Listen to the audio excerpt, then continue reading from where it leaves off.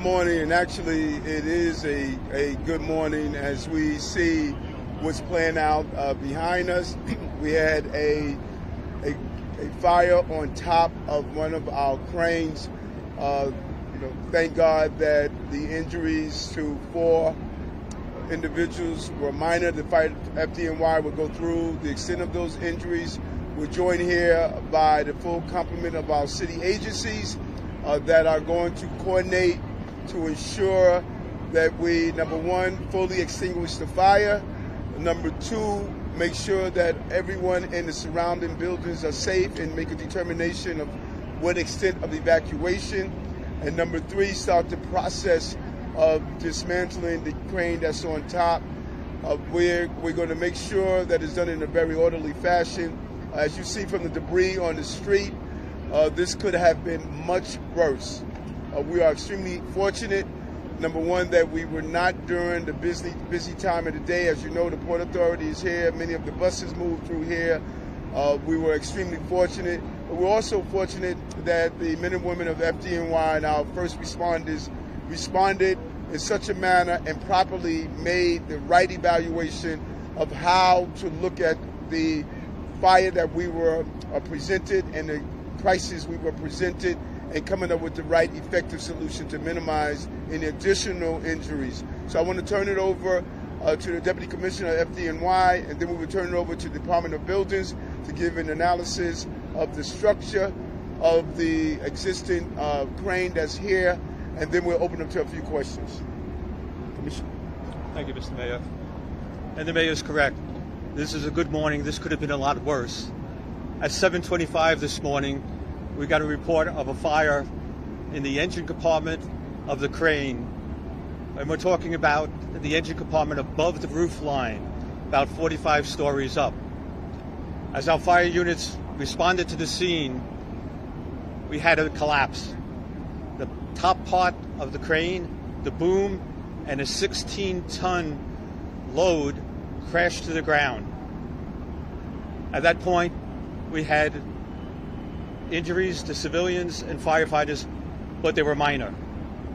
We have 4 injuries to civilians and 2 to our firefighters. Minor injuries, but one of our firefighters are having chest pains and being transported to the hospital. What we should know about this is that we worked together to evacuate the buildings. Our firefighters were in the surrounding buildings, evacuated the buildings, and also stretched hose lines to the top floors. At this moment, from our drone pictures, we're able to see that most of the fire has been extinguished, but presently we have a 5th alarm assignment, over 200 firefighters and EMS personnel at the scene. But let me turn it over to the Department of Buildings for their assessment. Thank you. Thank you, Chief. Jimmy Otto, Commissioner, Department of Buildings. As the Mayor and the Chief said, we're really fortunate this morning. But this is not a mayor who relies on luck, so it's my job and our agency's job to find out exactly what happened here. This is quick moving, don't have a lot of answers or all the answers. We will get them to you in time. We have a building under construction. It's intended to be a 54-story mixed-use building. The general contractor is Monadnock Construction. All permits for the building, for the crane operation, were pulled, operating per those permits. There was a prior unrelated incident early at the site with this contractor. When they were doing excavation, they hit a Con Ed vault, but there are no other incidents at this site. There are lots of people who are part of the crane operation.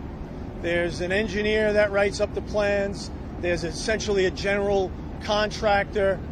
There's the user. We will be looking at all of those folks. And what we intend to do, similar to post the Ann Street garage situation, we are putting in place a contract so that we will have an independent assessment as well. So the folks who were involved in the crane operation, the general contractor of the project, we're looking at all, as I'm sure you will be, we're looking at all of their histories to see what those stories are. Mayor?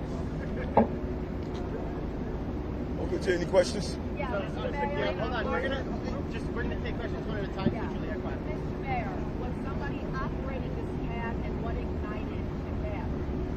FT1. Crane operator was operating the crane at that point and was lifting 16 tons of concrete. And that crane operator saw that the fire started and tried to extinguish it. So we give a lot of credit to the crane operator, but the fire overwhelmed that operator and had to exit the crane. And how, he was able to get out? Was he safe? The crane operator was able to get out and is safe. How did the contract? Yeah, go ahead. We're extinguishing it with hose lines. We stretched How did with hand extinguishers. For the building commissioner, too, just can you talk about the crane while hitting the 55510? Yeah, the second building. So our DOB structural engineers were en route before we started. They're probably here. We will look at the structural integrity of the building that was hit. We'll look at the structural integrity, obviously, of the building that was worked on. We have a specific cranes and derricks unit. All of the DOB personnel is here or en route, and when they have a chance to assess it, we will have more answers for you. This is a crane from, it looks like it's a crane from Loma, a second crane collapse from Loma, the first one in 2008, deadly, another crane collapse from the same operator. Well, again, as I said earlier, there is the engineer. We have who the engineer is. That's Steve Valhado Engineering. You have the crane user, which is Cross Country, and the crane owner, which is New York City Crane and Equipment. And again, give us some time. We will be looking at all of the parties, their records, and we will get you more information, more specifics, as quickly as possible. How did that engine ignite? Like, what happened? How was that possible? Part of the review to determine exactly what happened. Once we get up there, once we're able to look at it and do an analysis, we can find out exactly what's happened. It's all preliminary. Repeat my question. What was the building that happened and what was the building it hit? The address. We have the address, Jimmy. I'm sorry. Of the address. Where it happened, the building that it hit. Can you tell us the addresses? It's 550 10th Avenue, and I believe 555 10th Avenue is the building that was hit. Can you tell us, were there any construction workers inside the building? Were they working at the time? Was anybody injured? Did they all have to evacuate? How were they doing? You know if any construction workers inside? The injuries were all minor to four civilians, which included some of the workers. So they were very fortunate. So none inside, none of the construction workers inside the building? As we know, as of now, they were on the outside when the debris fell. Have you any of the fire chiefs about the operation of the Whoa. Y'all see this guy here?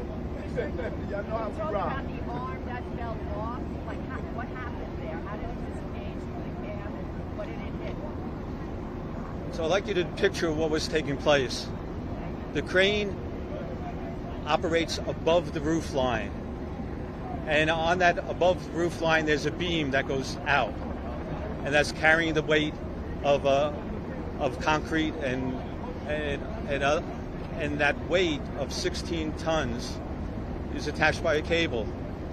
And as the fire heats the cable weakens to a point where it loses its strength, and that's where the collapse occurred. Can you tell us about the getting water on it with 5 alarms? What was the difficulty there?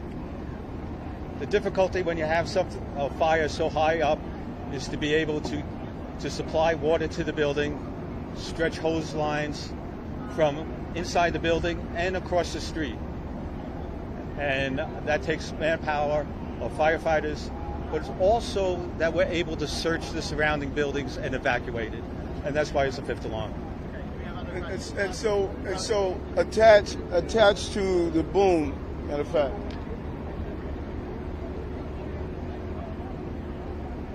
attached to the boom was holding concrete. That's when you see this all over the street. Because in addition to the boom, you had something that was holding a substantial number of concrete that was moving around that was made up of these stones. So why we're so lucky is not only the boom falling to the street, but all of that concrete could have struck civilians, and this has spread out throughout the area here. So we were extremely, extremely lucky this morning. But getting this right, as the commissioner stated, is not about luck. It's about making sure that people who are above our skyline are doing it correctly, and all it appears as though at this time all the documentations were in order. So, Mayor, just one quick question. Yeah, All the injuries were people on the ground. The firefighters and the former civilians, they were all on the street. That's what it appears now. And what were they injured by? Was it debris or? We'll find out. The